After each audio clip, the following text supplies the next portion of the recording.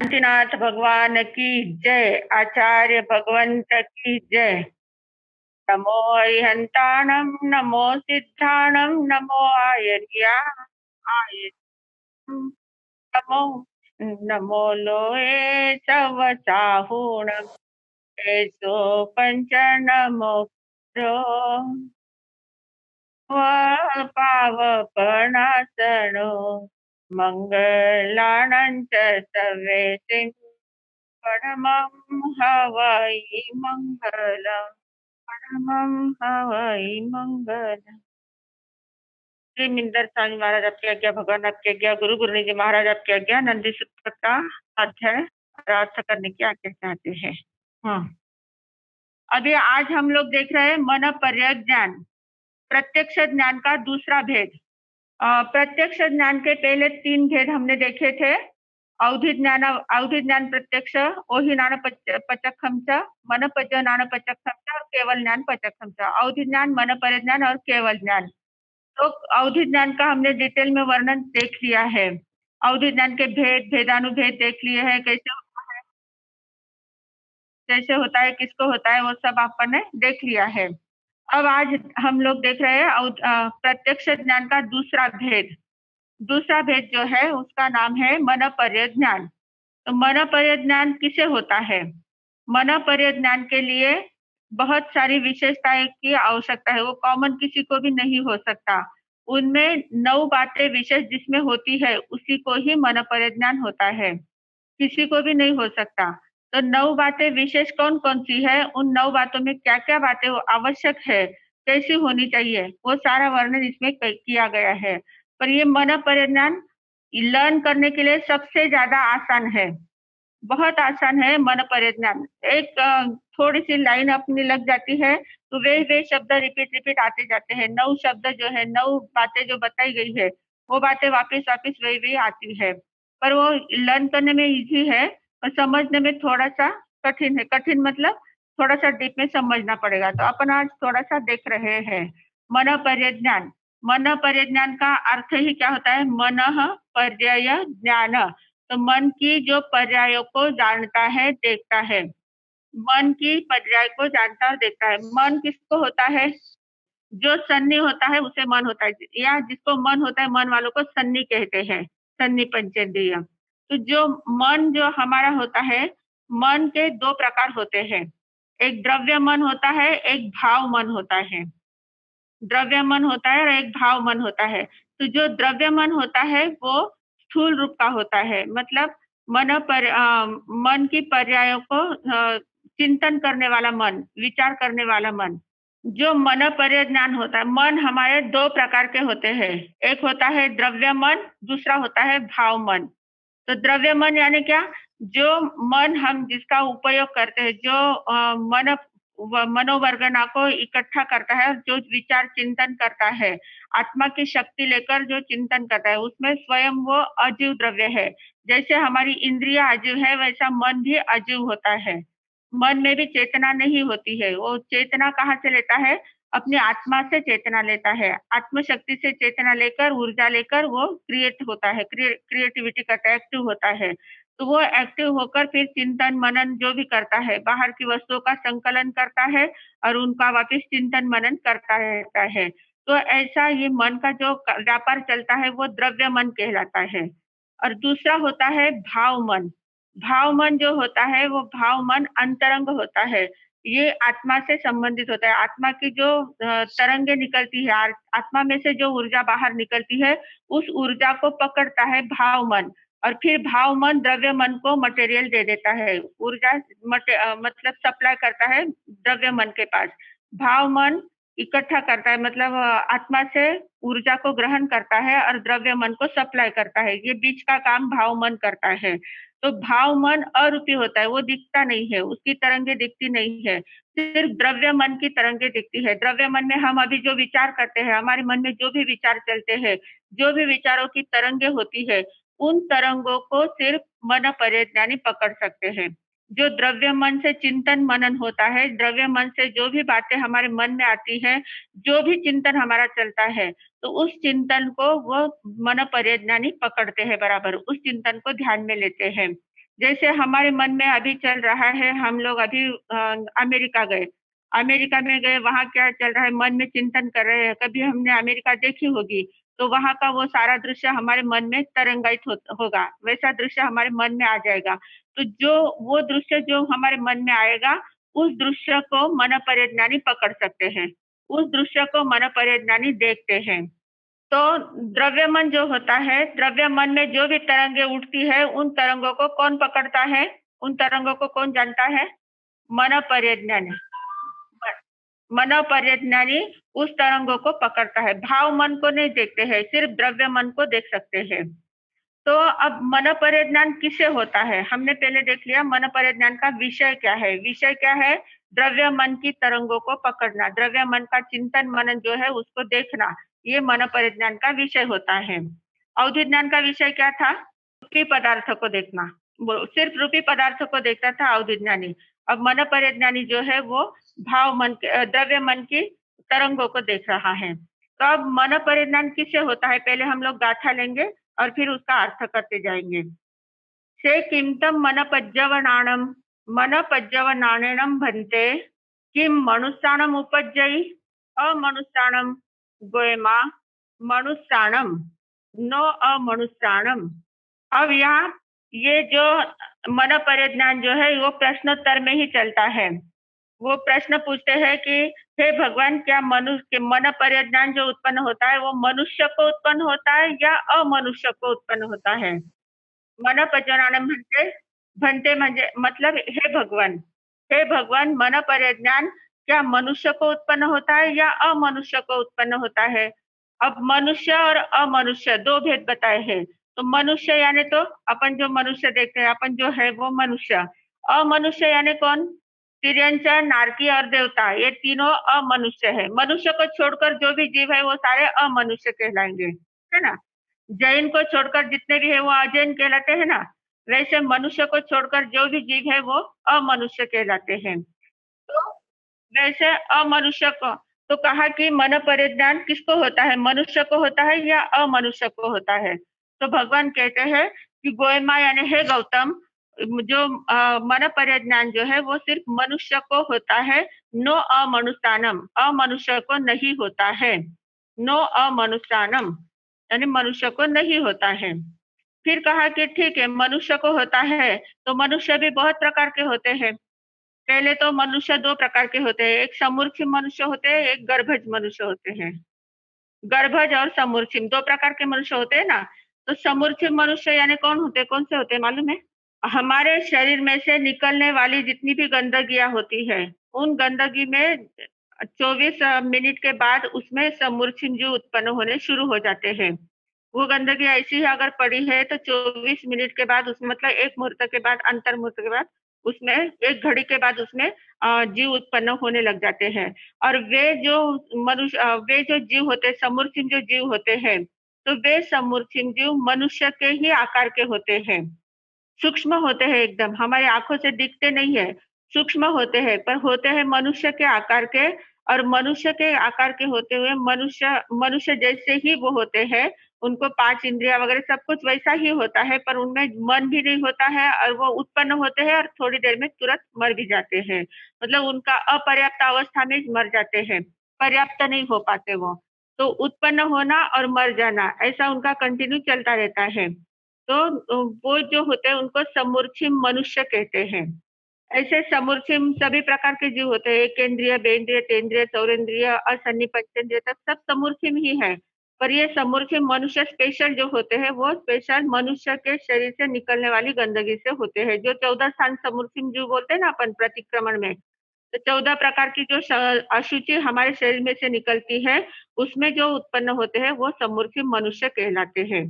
तो प्रश्न पूछा गया है आगे कि जय मनुष्याणम किम समुच्छिम मनुष्याणम गब्भवकंतीय मनुष्याणम गोयमा नो समुच्छिम मनुष्याणम गब्भवकंतीय मनुष्याणम उपज्जयी उपज्जयी। तो प्रश्न पूछा कि क्या मनुष्य को तो होता है, फिर मनुष्य में समूर्छिम मनुष्य को होता है या गर्भज मनुष्य को होता है? गर्भज मनुष्य यानी जो गर्भ से उत्पन्न होता है और जो सन्नी पंचेंद्रिय होता है। तो किसको होता है ऐसा प्रश्न पूछा तो कहा कि हे गौतम, गोएमा यानी हे गौतम, नो समुची मनुष्याणम, समूचे मनुष्यों को नहीं होता है, क्यों गर्भवकंतीय मनुष्याणम उपजई, जो गर्भज मनुष्य होते हैं उन्हीं को उत्पन्न होता है, उन्हीं को मन परिज्ञान होता है, समूचे मनुष्यों को नहीं होता है। क्योंकि समूचे मनुष्य को स्वयं के पास ही मन नहीं है तो दूसरे मन की पर्याय कैसे देखेंगे? उनके पास ही मन नहीं होता है, वो ही समूर्छिम ही है, तो इसलिए उनका एक तो पर्याप्ति भी पूरी नहीं हो पाती है और वो जन्मते हैं और तुरंत मर जाते हैं, इसलिए उनके पास चिंतन मनन करने का कोई साधन नहीं होता है, इसलिए उनको नहीं होता है, सिर्फ गर्भज मनुष्य को ही होता है। अब आगे कहा है कि गर्भज जो मनुष्य होते हैं, मनुष्य के भी 3 प्रकार होते हैं। एक होते हैं कर्म भूमि वाले मनुष्य, दूसरे होते हैं अकर्म भूमि वाले मनुष्य और तीसरे होते हैं अंतर्द्वीप वाले मनुष्य। अब उस दिन हमने देखा था जो लोक का आकार बताया था ना, जम्बूद्वीप वगैरह बताया था, तो महाविद्य क्षेत्र, भरत क्षेत्र, ऐरावत क्षेत्र, तो इन तीनों क्षेत्र में महाविद्य क्षेत्र, भरत क्षेत्र और ऐरावत क्षेत्र, इन तीनों क्षेत्र में रहने वाले जो मनुष्य है वो सारे कर्म भूमि वाले कहलाते हैं। वो कैसे कहलाते हैं? कर्म भूमि वाले कहलाते हैं। अस्सी-मसी कृषि का व्यापार जहाँ चलता है, मतलब हमें अपनी आजीविका के लिए प्रयास करना पड़ता है। कुछ कमाना पड़ता है, कुछ बोना पड़ता है, कुछ बिकना पड़ता है, कुछ लेन-देन करना पड़ता है, जो भी हम व्यापार करते हैं।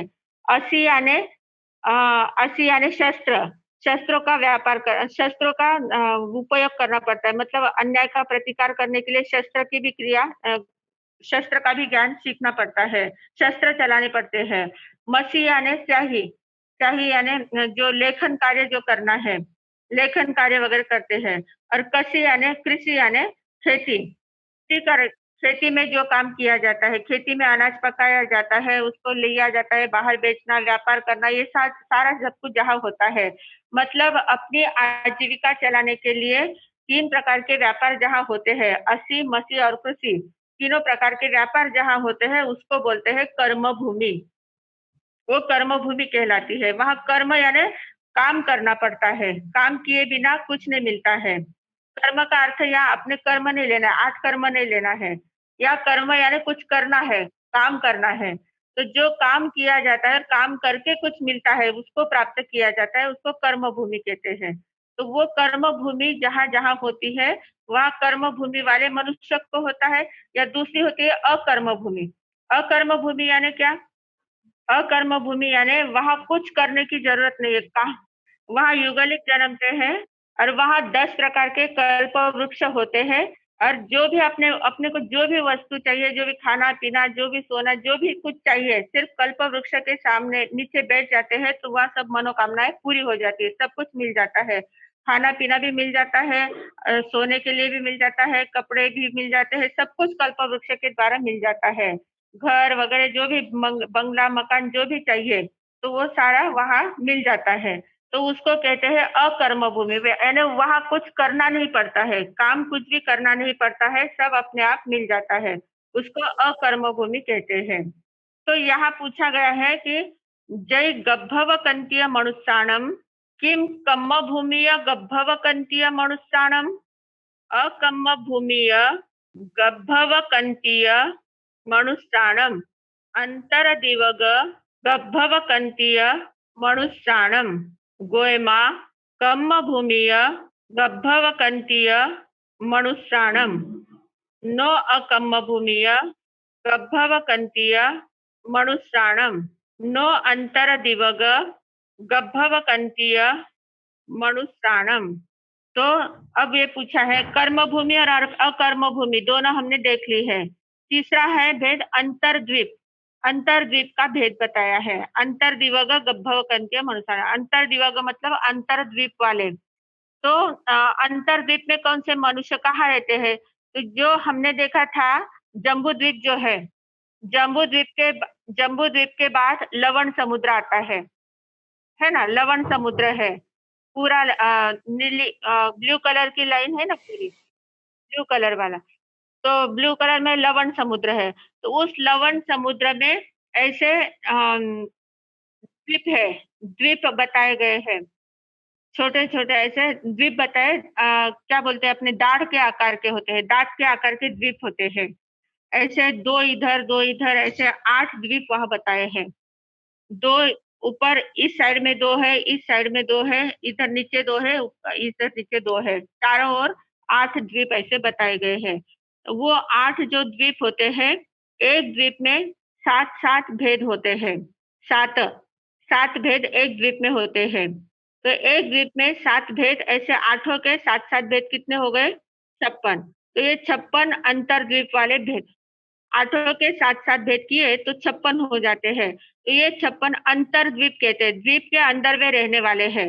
मतलब चारों ओर पानी होता है और वो द्वीप जो होता है समुद्र के अंदर, लवण समुद्र के अंदर, वो 8 द्वीप होते हैं और उन 8 द्वीपों में 7-7, हर एक द्वीप में 7-7 विभाग होते हैं। ऐसे 56 अंतर्द्वीप कहलाते हैं। तो मनुष्य के 101 भेद बताए गए हैं।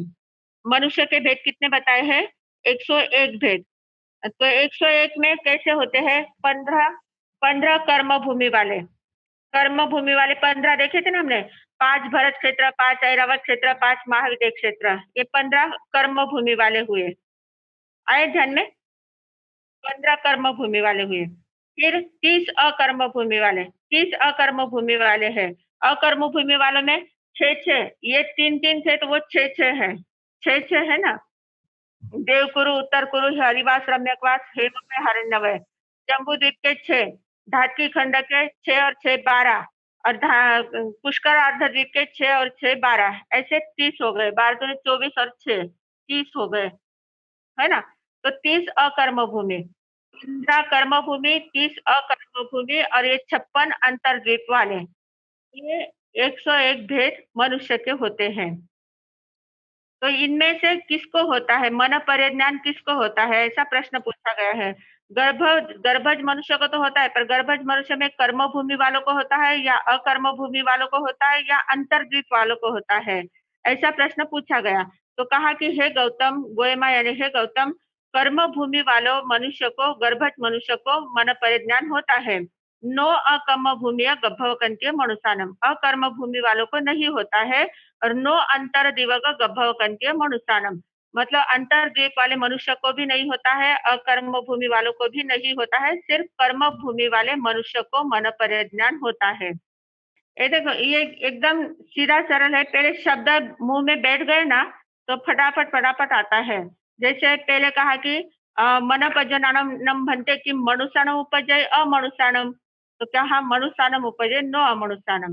जय मनुष्यानम किम समुच्चय मनुष्याणां गभ्भवकन्तीय मनुष्याणां गोयमा न समुच्चय मनुष्याणां गभ्भवकन्तीय मनुष्याणां उपजयि। जय गभ्भवकन्तीय मनुष्याणां किं कम्मभूमिः गभ्भवकन्तीय मनुष्याणाम् अकम्मभूमिः गभ्भवकन्तीय मनुष्याणाम् अन्तर्देव गभ्भवकन्तीय मनुष्याणां गोयमा कम्मभूमिः गभ्भवकन्तीय मनुष्याणां न अकम्मभूमिः गभ्भवकन्तीय मनुष्याणां न अन्तर्दिवग गभ्भवकन्तीय मनुष्याणां। आया ध्यान में? इस प्रकार उसको पढ़ते जाए, बोलते बोलते जैसे पढ़ा, हम जैसे बोलते हैं वैसा ही पढ़ा गया ना तो फटाफट याद हो जाएगा आपका, है ना? अब आगे का प्रश्न पूछ रहे हैं कि जो कर्म भूमि वाले गर्भज मनुष्य को होता है, तो कर्म भूमि में भी कोई संख्यात आयुष्य वाले होते हैं, कोई असंख्यात आयुष्य वाले होते हैं।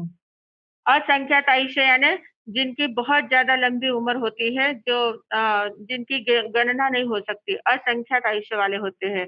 और कोई संख्यात वर्ष के आयुष्य वाले होते हैं, मतलब जिसकी गणना हो सकती है। अमुक वर्ष तक इतने इतने पूर्व का, इतना पूर्व का आयुष्य है, इतने लाख वर्ष का आयुष्य है, इस प्रकार 84 लाख वर्ष। तो इस प्रकार उसकी गणना जिसकी होती है उसको कहते हैं संख्यात वर्ष के आयुष्य वाले। तो यहाँ प्रश्न पूछा गया है, जय कम भूमिय गभवकंतीय मनुष्याणम किम संखिज्य वासाऊय कम भूमिय गभवकंतीय मनुष्याणम असंखिज्य वासाऊय कम भूमिय गभवकंतीय मनुष्याणम गोयमा संखिज्य वासाऊय कम भूमिय गभवकंतीय मनुष्याणम नो असंखिज्य वासाऊय कम भूमिय गभवकंतीय मनुष्याणम। तो कहा कि हे भगवान, कर्मभूमिज गर्भज मनुष्य को होता है तो क्या संख्यात आयुष्य वाले कर्मभूमिज गर्भज मनुष्य को होता है या असंख्यात आयुष्य वाले कर्मभूमि गर्भज मनुष्य को होता है? तो कहा, हे गौतम, संख्यात आयुष्य वाले कर्मभूमि गर्भज मनुष्य को मन परिज्ञान होता है, असंख्यात आयुष्य वाले कर्मभूमि गर्भज मनुष्य को नहीं होता है। इस प्रकार ये पढ़ते पढ़ते ही ध्यान में आ जाएगा आपका। तो अब आगे पूछ रहे हैं वापिस कि जो संख्यात आयुष्य वाले हैं उसमें पर्याप्त को होता है या अपर्याप्त को होता है? पज्यतग, अपज्यतग, ये शब्द आगे लगाना है। पर्याप्त यानी क्या कि जिन्होंने 6 पर्याप्तियां पूर्ण कर ली है। शरीर जब हम लोग जब जन्म लेते हैं तो जन्म लेते समय हमारी 6 प्रकार की पर्याप्तियां होती है। वे 6 पर्याप्तियां पूर्ण होती है तभी हमारा पूर्णत्व हम में आता है। जब तक वे पर्याप्तियां पूर्ण नहीं होती तब तक हम अपर्याप्त कहलाते हैं। और वे 6 पर्याप्तियां बहुत जल्दी पूरी हो जाती है, अंतर मुहूर्त में ही पूरी होती है। पर वे 6 पर्याप्तियां कौन कौन सी है पता है आपको? आहार पर्याप्ति, शरीर पर्याप्ति, इंद्रिय पर्याप्ति, श्वासोच्छ्वास पर्याप्ति, भाषा पर्याप्ति, मन पर्याप्ति। वाह वाह वाह, 25 बोल के चौकड़े में आता है ना ये। हाँ, 5वें बोले पर्याप्ति 6। हाँ, 5 तो देखो, हमारी आत्मा एक शरीर में से निकलकर दूसरे शरीर में उत्पन्न होती है, दूसरे स्थान पर उत्पन्न होती है। जब हमारी मृत्यु होती है तो मृत्यु होने के बाद ये शरीर हम छोड़ देते हैं। शरीर छोड़ने के बाद आत्मा जाती है दूसरे स्थान पर। तो आत्मा के साथ क्या जाता है? आत्मा के साथ सिर्फ कार्बन शरीर और तेजस शरीर, 2 प्रकार के शरीर होते हैं। तेजस शरीर और कार्बन शरीर। कार्बन शरीर यानी जो कर्म हमने बांधे हुए हैं उन कर्मों का शरीर, उन कर्मों का कवच पूरा साथ में होता है।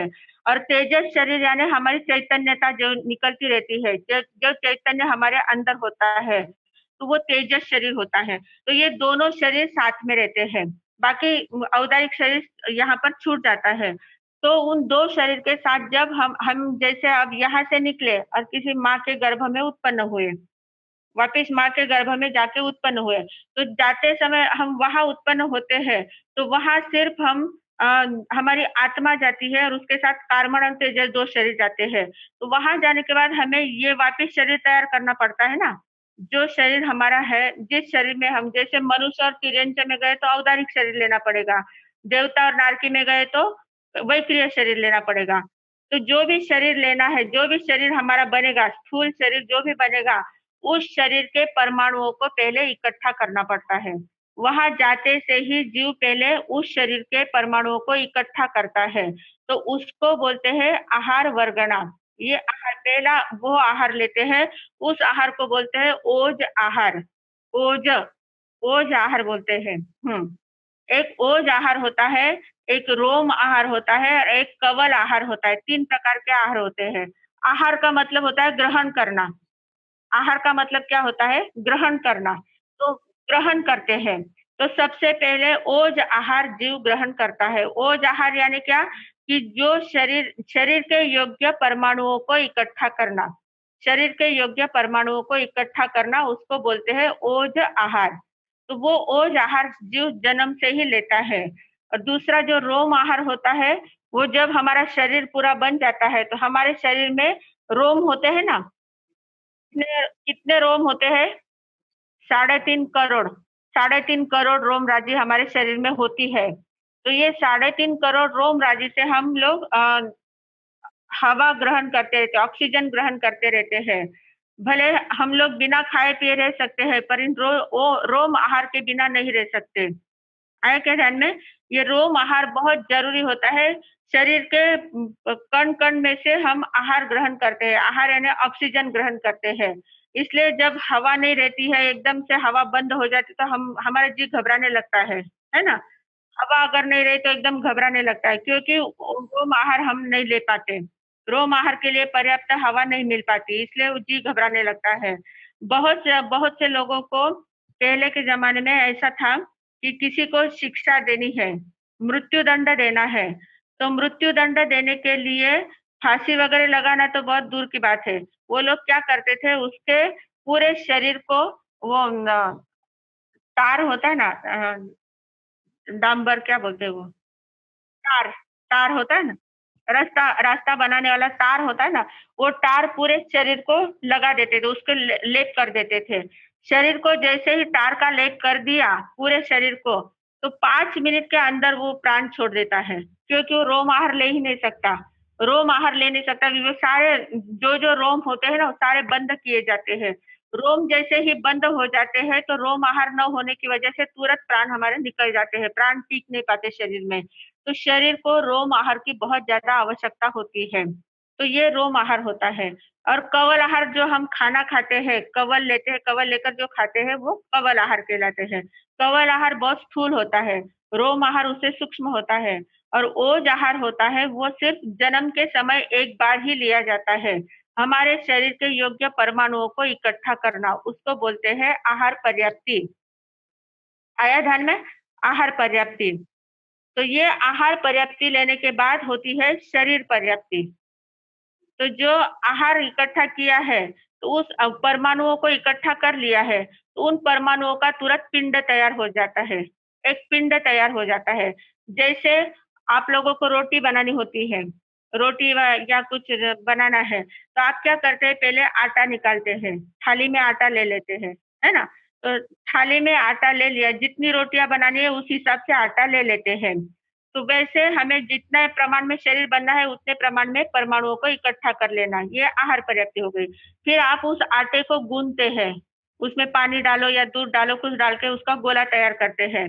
आटे का गोला तैयार कर लेते ना, तो वो हो गई शरीर पर्याप्ति। वैसे हमारे परमाणुओं का भी एक गोला तैयार हो जाता है। तो परमाणुओं का गोला तैयार हो जाना, उसको बोलते हैं शरीर पर्याप्ति।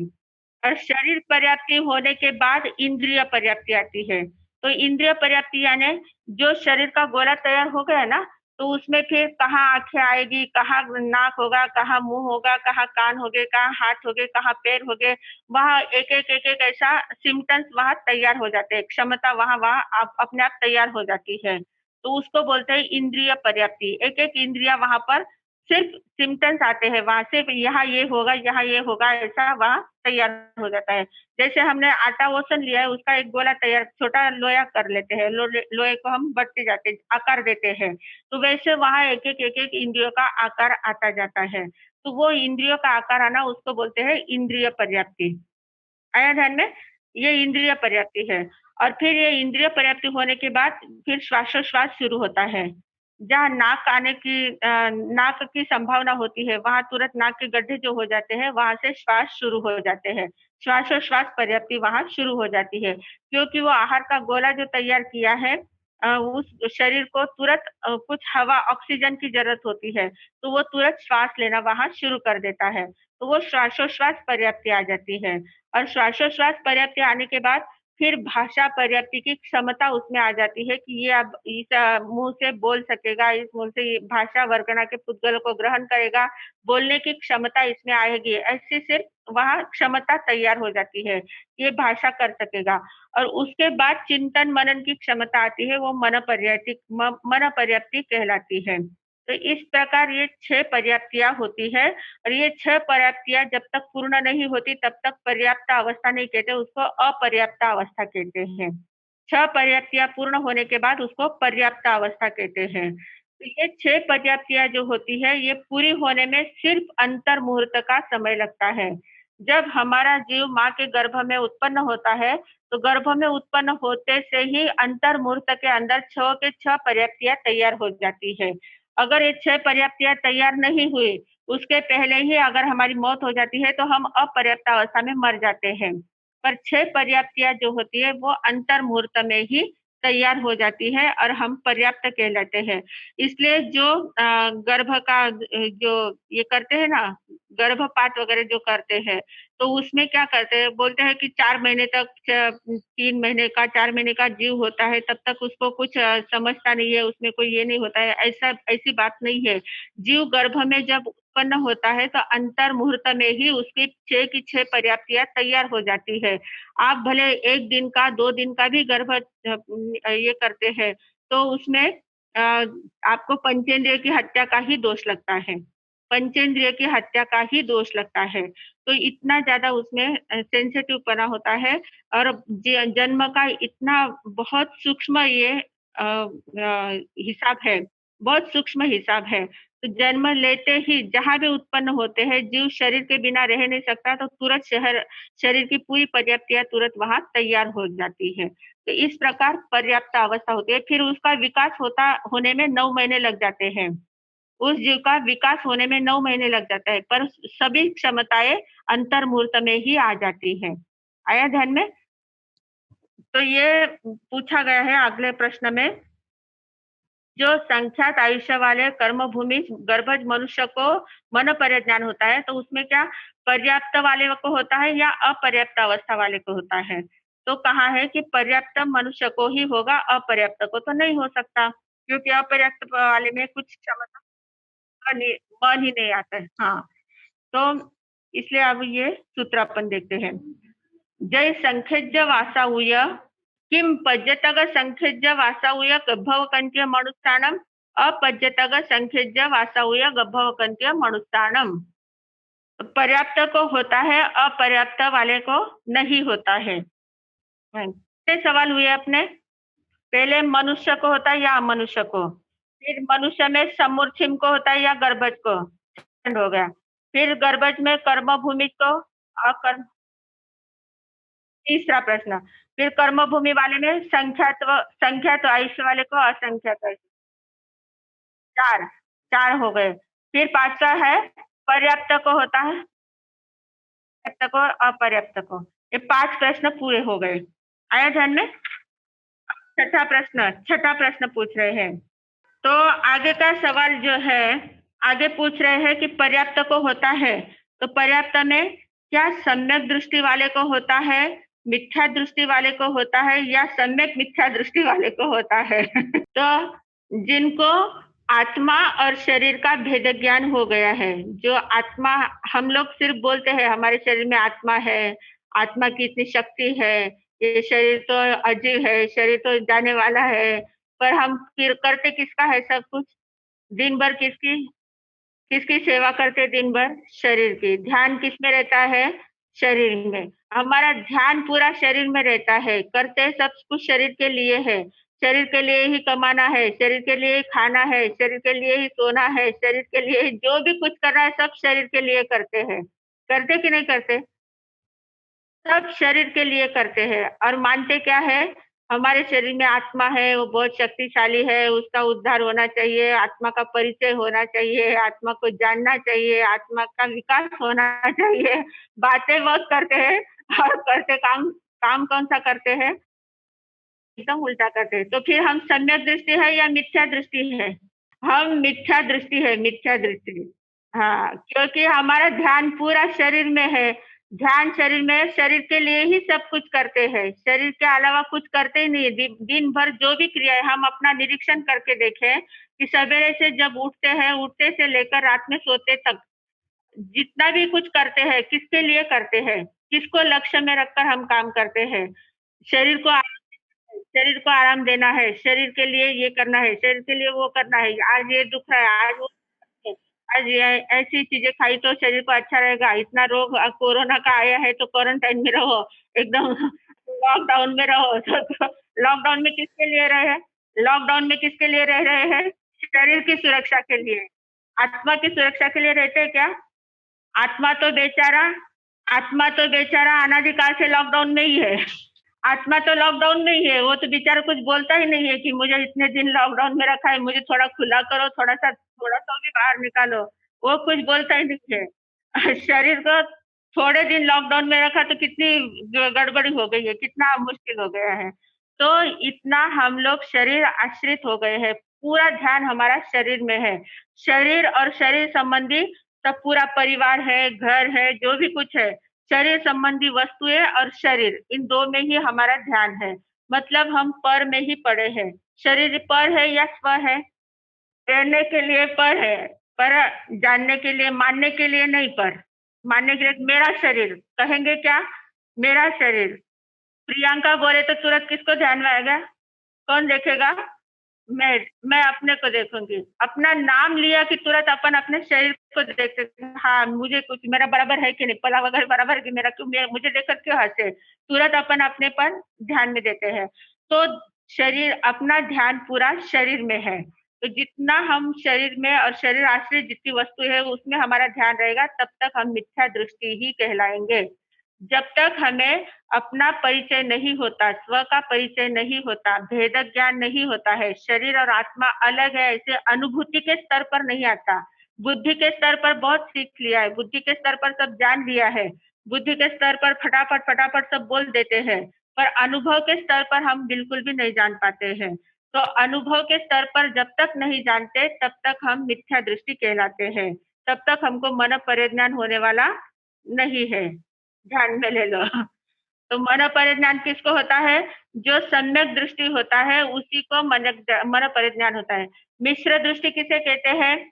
जिसको एक बार आत्मा का अनुभव तो हो गया है, आत्मा का आस्वाद उसने ले लिया है, अनुभूति कर ली है, पर वापस वो मिथ्यात्व में चला गया है, वापस मिथ्यात्व में गया है।